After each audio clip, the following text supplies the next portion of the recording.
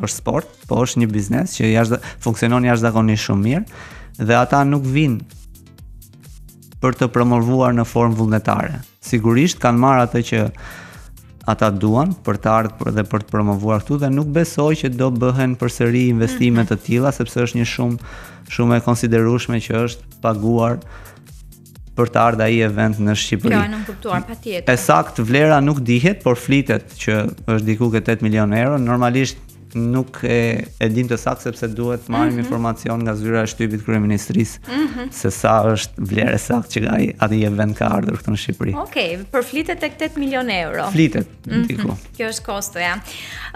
Medin, do të jesh atë ditë pjesë ekipit kombëtar që do të bëj hapjen, le të themi, apo jo? Patjetër, do jem pjesë dhe sigurisht do vazhdoj të jem pjesë dhe më pas, sepse kam ftesë edhe nga një kompani shumë prestigjioze e biçikletave që operon në të gjithë botën. Unë jam dhe përfaqësuesi i tyre për Shqipërinë.